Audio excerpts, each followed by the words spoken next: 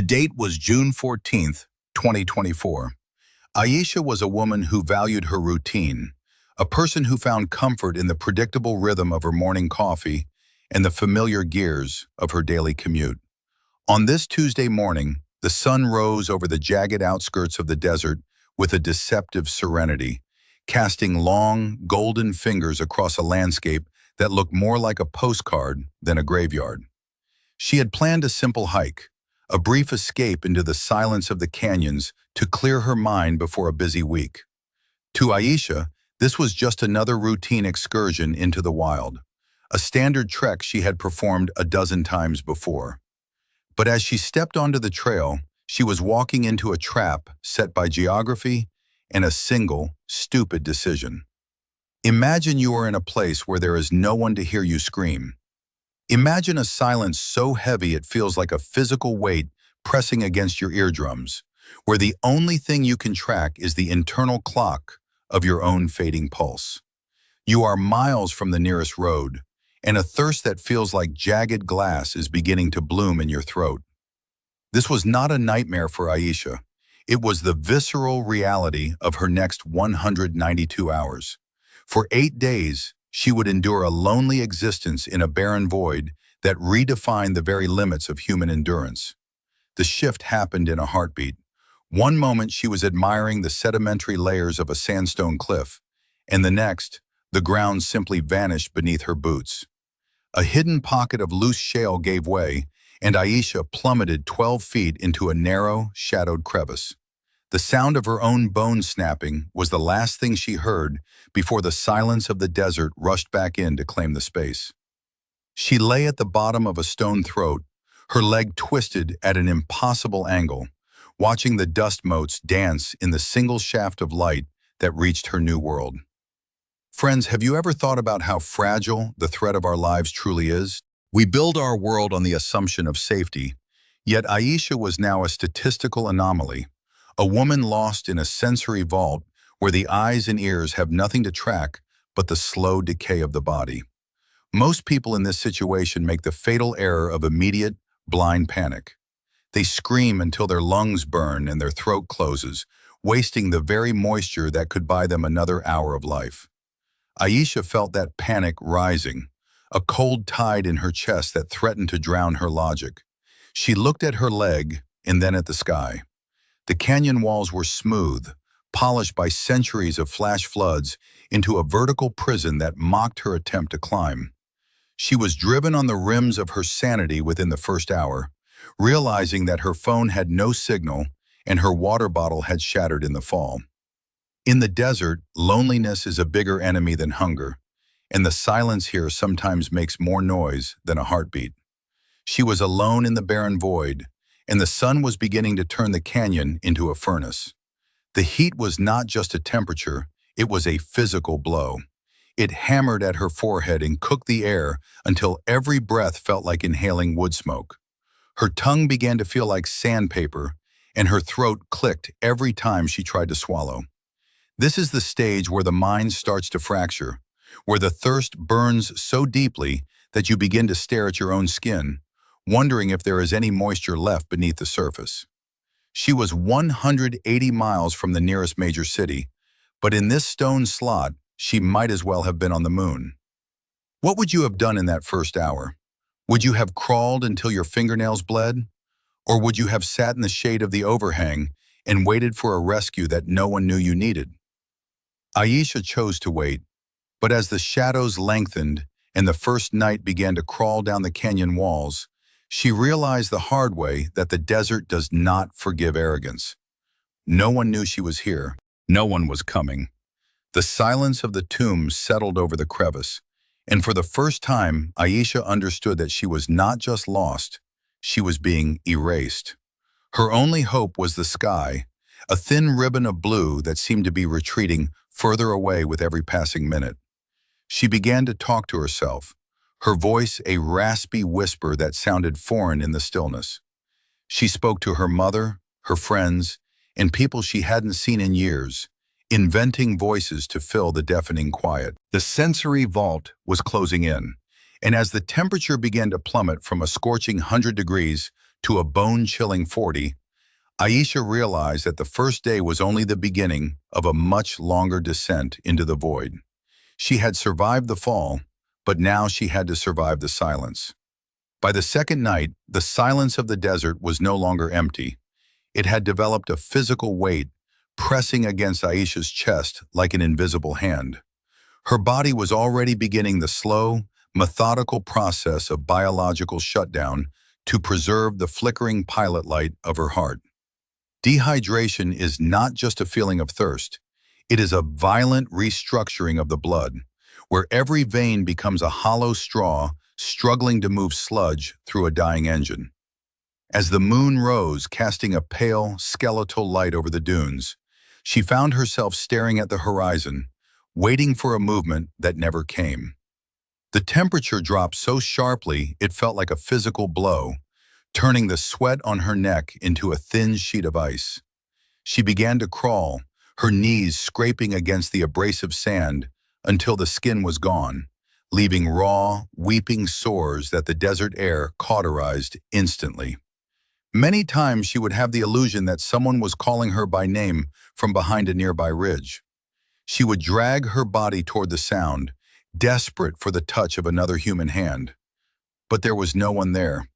This loneliness makes a person hollow from within, rotting the mind before the body even has a chance to fail. She collapsed into the shadow of a withered scrub brush, her tongue feeling like a piece of dry leather that had grown too large for her mouth. Every time she tried to swallow, her throat clicked with a dry, metallic sound that echoed in the stillness of the night. She was now in the zone of delirium, a psychological state where the line between memory and reality begins to dissolve into a fever dream. She watched her father walk across the sand toward her, carrying a pitcher of ice water that sweated in the heat. He reached out to her, his face clear and smiling, but as she lunged forward to grab the glass, her hands met only the burning grit of the desert floor. The vision shattered like glass, leaving her more broken than before. This is the cruelty of the sensory vault. Your brain will invent the very thing that is killing you just to keep itself entertained. As the sun began to peek over the edge of the world on the third morning, a new sound cut through the internal noise of her madness. It was a low, rhythmic thumping, a sound of mechanical salvation that made her heart hammer against her ribs. A search helicopter was cresting the ridge less than a mile away, its rotors kicking up a massive cloud of dust. Aisha screamed, or tried to, but only a raspy, bird-like croak emerged from her parched throat. She stood up, waving her arms with the last of her strength, her shadow stretching long and desperate across the valley. The pilot's eyes scanned the area, the glass of the cockpit glinting in the morning light as the machine hovered for a heartbeat. But the pilot did not see the small, dust-covered figure standing against the vastness of the beige earth. The helicopter turned, banking away toward the mountains, its sound fading until it was nothing more than a hum, then a memory, then silence again. That was the first time the search parties passed her, and it was the moment Aisha realized that she was invisible to the world.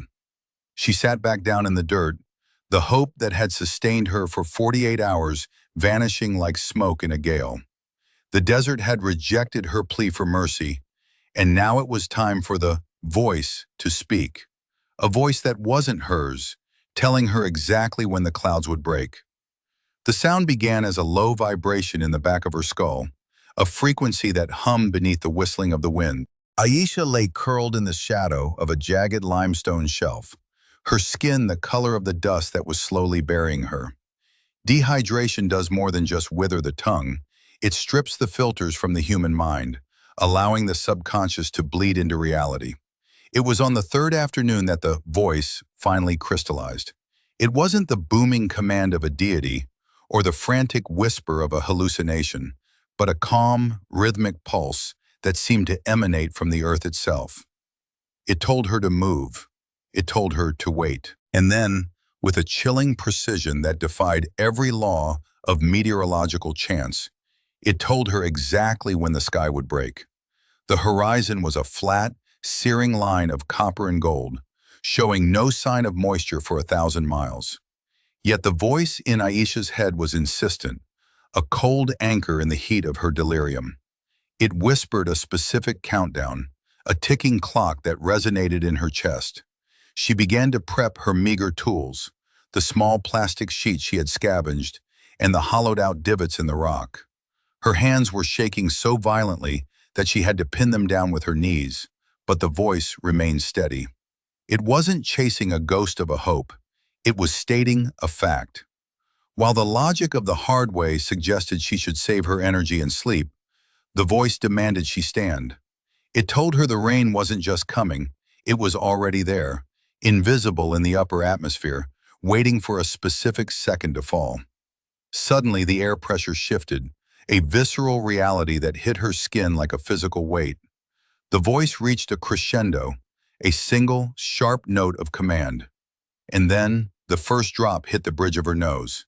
It was followed by another, and then a torrential, localized downpour that seemed to target her specific coordinates on the map. In a world of navigation miracles, this was something far more unsettling. Aisha didn't thank God, and she didn't scream for joy. She simply opened her mouth and listened to the silence of the tomb finally being washed away by the water.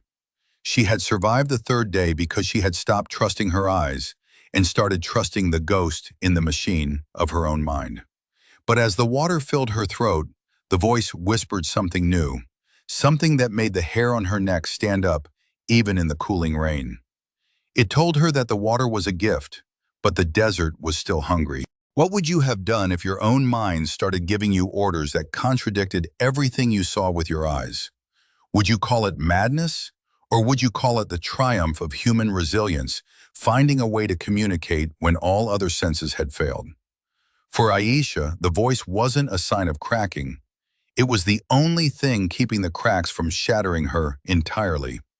But as the rain faded into a damp mist, she realized the voice hadn't just predicted the weather. It had predicted the arrival of something else, something moving through the scrub toward her camp. The sound in the brush was not the rhythmic tap of rain, but something heavy, dragging itself through the skeletal remains of the dry acacia. Aisha froze, her breath hitching in a throat that felt as though it had been lined with crushed glass. In the survivalist world, every sound is a data point, a warning from an environment that has ceased to be a home and has become a predator. She remained perfectly still, her eyes straining against the dim, gray light of the post-rain mist, waiting for the shape to materialize from the shadows of the scrub. The desert has a way of playing tricks on the desperate, turning a shifting branch into a prowling beast, or a distant rock into a person waving for help. But this was no mirage. The snapping of the twigs was deliberate and rhythmic. A lean, salt-crusted coyote stepped into the small clearing, its ribs visible beneath a coat that looked like burnt straw. It did not growl. It did not snarl. It simply stood there, staring at her with amber eyes that held a terrifying, cold intelligence. In that moment, Aisha realized that she was no longer a traveler or a victim of a breakdown. She had been downgraded to a link in the food chain. The coyote was a scavenger, a creature that thrives on the margins of death, and it had smelled the decline in her. It was waiting for the moment her internal fire dimmed just enough for it to move in. She grabbed a jagged stone, her knuckles white, her body trembling not from fear, but from a sudden, primal surge of adrenaline. She had to make a choice that would define the rest of her ordeal. Would you have tried to scare it away, wasting precious energy and moisture on a scream? Or would you have sat in the silence, watching those eyes, knowing that the moment you blinked, the gap between you would close? Aisha chose to stare back, a silent declaration that she was not yet ready to become part of the sand. But as the coyote finally turned and melted back into the brush, she knew it wasn't leaving for good. It was just going to wait for the night. The rain had provided a few sips of life, but it had also brought the cold, and with the cold came the realization that her sanctuary was a trap. She looked down at her hands, which were beginning to peel and crack, the skin losing its elasticity as the dehydration moved from her surface into her very cells.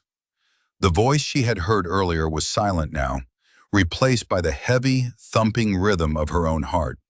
She needed more than just rain. She needed a plan to move before the desert claimed her piece by piece.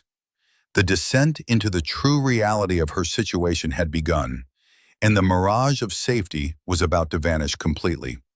To understand how Aisha ended up in this labyrinth of stone, we have to look at the woman she was before the desert tried to break her. This wasn't a casual tourist wandering off a paved path in flip-flops. Aisha was a seasoned trekker, someone who found her peace in the high-altitude silence of the Sierras and the dense humidity of the Appalachian Trail. She was the kind of person who double-checked her carabiners and knew how to read the clouds like a book. On this Tuesday morning in March, she wasn't looking for a survival struggle. She was looking for a reset. She was standing at a major crossroads in her life, facing a career transition that felt like a weight on her chest, and the open trail was the only place she knew how to breathe. She started her hike at 7 a.m., the air still holding a crisp, desert chill that felt invigorating against her skin. Everything about the morning screamed normalcy. She had her pack, her favorite boots, and a sense of total competence. In her pocket, she felt the familiar weight of a small brass locket. It was a simple piece of jewelry containing a faded photo of her mother, a woman who had taught her that resilience wasn't about strength, but about the refusal to stop moving. Aisha rubbed the cool metal of the locket with her thumb, a subconscious ritual she performed whenever she reached a trailhead. It was her anchor, a hero prop of her own life that signaled she was safe. But the desert has a way of turning competence into a trap. About 4 miles in, Aisha spotted a dry creek bed that seemed to parallel the main trail. To her experienced eye, it looked like a perfect shortcut, a way to shave 2 miles off her return loop and spend more time by the hidden springs she'd heard about. She followed the bend of the wash, the high canyon walls beginning to rise on either side of her like the ribs of a great beast. It felt intimate and secluded, a private hallway carved by ancient floods. What she didn't realize was that the wash was narrowing, the floor dropping in subtle increments that made climbing back out nearly impossible. By the time the realization hit, the sun was beginning to dip behind the jagged horizon, casting long, distorted shadows that turned the rocks into crouching figures. Aisha reached for her GPS, only to see the screen flickering with a "searching for satellite" notification that refused to update. The canyon walls were too high, the granite too dense.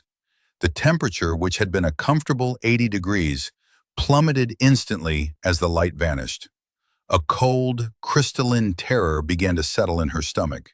She hadn't just taken a wrong turn, she had walked into a box canyon, a natural prison with no visible exit. The most terrifying part wasn't the darkness or the cold. It was the sudden, crushing memory of her own arrogance. In her rush to find peace, she had neglected the first rule of the wilderness. She had told no one her specific route. To the world, she was just out for a hike. To the canyon, she was already a ghost. As she huddled against a freezing stone face, she realized that her annoyance at a lost afternoon was transforming into a fight for her very existence. She thought the night would be her biggest enemy. She didn't realize the sun was waiting to finish what the darkness started. The silence of the canyon was absolute, a heavy weight that seemed to press against her eardrums. Every time she tried to find a foothold in the crumbling rock, the stone disintegrated under her touch, mocking her expertise. She was trapped in a geological flaw, a place where time had stopped, and her only connection to the world she left behind was that small brass locket, now pressed tightly against her racing heart. As the first stars appeared, cold and indifferent, Aisha knew that the version of herself that started this hike was gone. To survive the next 8 days, she would have to become someone else entirely, someone who could find life in a place meant for the dead. Would you have stayed in the basin to conserve energy, or would you have risked a climb in total darkness? The descent into the true reality of her situation had begun, and the mirage of safety was about to vanish completely. As she shivered in the shadows, her mind began to inventory her supplies. Half a liter of water, a single protein bar, and a light jacket that offered no protection against the desert's predatory chill. The canyon wasn't just a physical space, it was a psychological mirror, reflecting every doubt she had ever tried to outrun. The dry creek bed, which had looked like a gift only hours ago, now looked like a throat, and she was sliding further down into it with every passing minute of indecision. By 2 a.m., the shivering became violent, a biological warning that her core temperature was reaching a breaking point. She began to talk to the photo in her locket, her voice a dry rasp that sounded alien in the stillness. She promised her mother she would see the sunrise. She promised herself that if she made it to dawn, she would never take the shortcut again. But the desert doesn't accept promises, it only accepts endurance. As the sky finally began to turn a bruised purple, signaling the end of her first night, Aisha looked up at the towering rim of the canyon. The sun was coming, and with it, a heat that would make her pray for the return of the ice. Would you have the mental fortitude to stay calm when your GPS fails and the walls close in? Aisha's journey was no longer about a life transition. It was about the transition from life to the void. She reached out to touch the canyon wall, her fingers tracing a vein of quartz. It was beautiful, savage, and entirely unconcerned with her survival. This was the first lesson of the Box Canyon. Nature isn't cruel, it's just indifferent. And in that indifference, Aisha found the first spark of the instinct she would need to survive the next 192 hours of isolation. The dampness of the canyon floor seeped through her clothes, a cold reminder that the earth was leaching the heat from her body with every passing second. Aisha shifted her weight, feeling the sharp protest of a bruised hip against the stone. To survive here, she realized she could not remain a passive victim of the geography. She had to become a part of it. Her first task was water, the singular obsession that begins to override every other human thought within hours of isolation. The canyon walls were slick with a fine film of moisture, a weeping of the earth that looked like silver in the dimming light. She reached out, pressing her palm against the cold moss, feeling the microscopic beads of liquid transfer to her skin. It was not a drink, but it was a start. She began to scrape the moisture with the edge of a credit card she found in her pocket, collecting a few precious drops into the plastic cap of a discarded bottle. Each drop was a victory against the void. The silence here was not a lack of sound, but a physical weight that pressed against her eardrums until they throbbed. When a pebble skittered down the far wall, the noise was as loud as a gunshot, echoing and re-echoing until it died in the shadows. She found herself holding her breath, listening for the sound of an engine or a human voice, but there was only the rhythmic thrum of her own pulse. This loneliness makes a person hollow from within, rotting the mind before the body. To combat the encroaching madness, Aisha began to organize her world into a grid of small, manageable tasks. She gathered dry debris from a nearby crevice, piling it in the center of her small clearing. She sorted the contents of her bag with the precision of a jeweler: a half-eaten granola bar, a spare hair tie, and a damp map that had become a useless pulp of paper. These were her only weapons against the indifference of the wild. By the time the sun began to dip below the jagged rim of the canyon, the temperature plummeted with a speed that felt like a physical blow. The air turned brittle and thin. She watched the light retreat up the canyon walls, a golden tide leaving her behind in the rising tide of blue shadows. She knew that the night would be her greatest enemy, a time when the mind wanders into dark places, and the body loses its will to fight. She began to talk to herself, her voice cracking in the dry air as she recounted the names of her family members, over and over, like a mantra.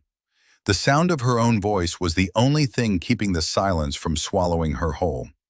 But the canyon had a rhythm of its own, one that didn't care about her small rituals. As the stars appeared, cold and distant, a low howl began to whine through the corridor of stone. It wasn't an animal, it was the wind, compressed and accelerated by the narrow walls until it shrieked like a choir of ghosts. She huddled deeper into her jacket, her breath blooming in front of her like small white ghosts. Every muscle in her body was tensed, vibrating with the effort to stay warm. Would you have stayed in the open, hoping to be seen by a midnight patrol? Or would you have crawled into the narrow, dark crevice behind you, risking a cave-in for a few degrees of warmth? Aisha chose the crevice. It was a tight, suffocating space that smelled of ancient dust and damp earth. She slid inside, the stone pressing against her chest and back, trapping what little body heat she had left. In the dark, her senses became hyper-attuned to the visceral reality of her surroundings. She could smell the metallic tang of the wet quartz and the faint, sweet rot of old leaves. Her mind began to play tricks, projecting images of her living room onto the uneven ceiling of the rock. She could almost see the steam rising from a cup of tea, almost feel the scratchy fabric of her favorite blanket. But as she reached out to touch the phantom warmth, her fingers brushed only the cold, unyielding stone. This is the cruelty of the mind in survival. It offers you exactly what you cannot have. The hours stretched into an eternity of shivering. Every time she drifted toward sleep, her body would jerk awake, a primal reflex to prevent hypothermia. She was driving on the rims now, her energy reserves depleted, her muscles aching with a dull, throbbing intensity. She realized that she was no longer the woman who had stepped onto the trail 8 hours ago. That woman was gone, replaced by a creature of pure, raw instinct.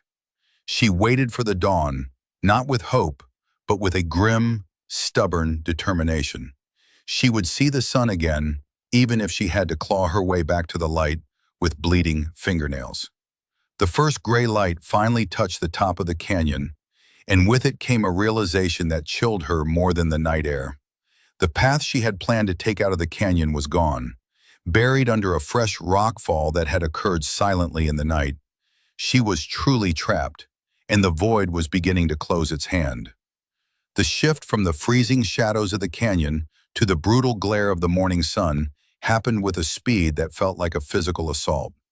Aisha's body, already drained by the adrenaline of the fall, began to realize the true cost of the dry air as the temperature climbed toward a staggering 110 degrees.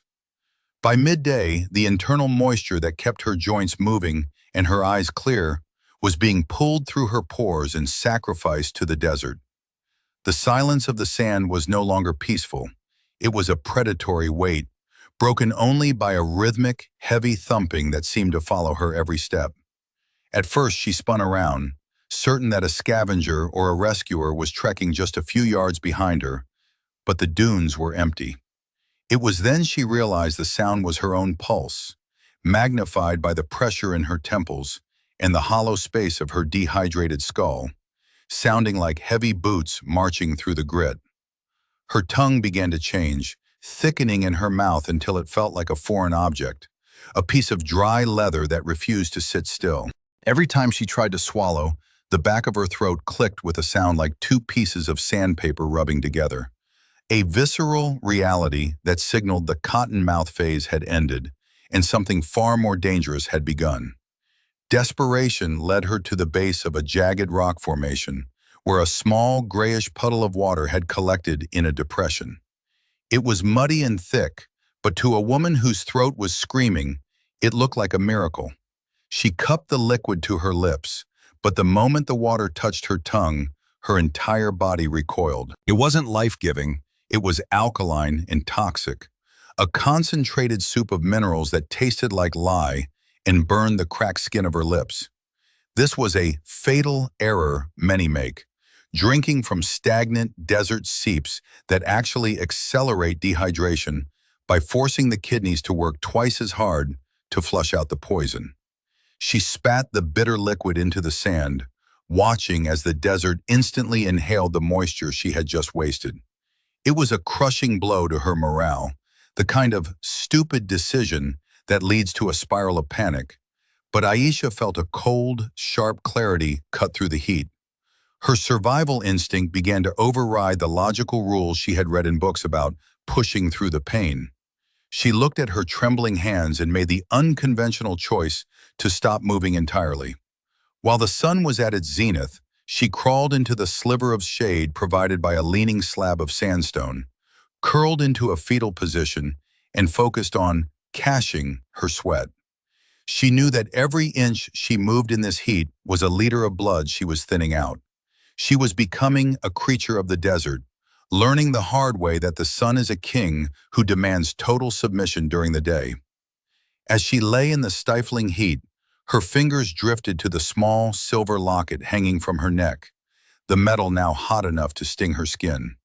She opened it to see the faded photograph of her mother, a woman who had always told her she was too stubborn for her own good. Aisha began to whisper to the silver frame, her voice a raspy, broken shadow of its former self, apologizing to a mother who wasn't there to hear her. She apologized for the worry she was causing, for the adventure that had turned into a suicide mission, and for the possibility that this locket might be the only thing left of her for a search party to find. The isolation was beginning to rot her mind before it finished with her body, a silence of the tomb that made the act of talking to an object feel like the only bridge left to sanity. Just as the sun began to dip, casting long, bruised shadows across the valley, a strange sensation cut through her lethargy. A scent drifted on the cooling wind, a sweet, floral aroma that had no business existing in a barren wasteland of rock and salt.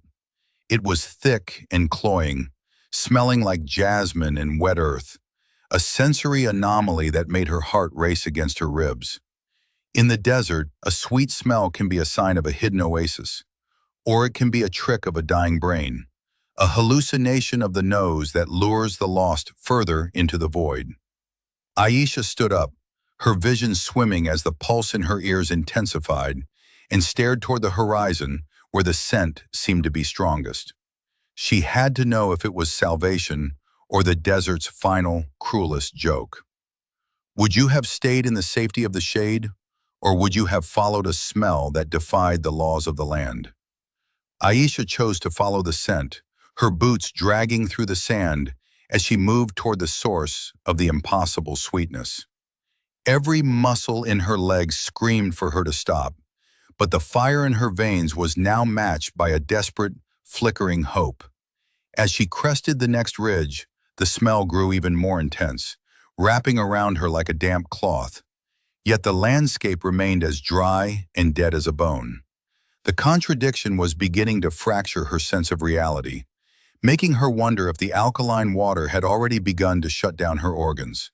She was walking on the rims of her endurance, chasing a ghost through a world that wanted her gone. Would you have recognized the danger of a sensory hallucination before it led you to the point of no return?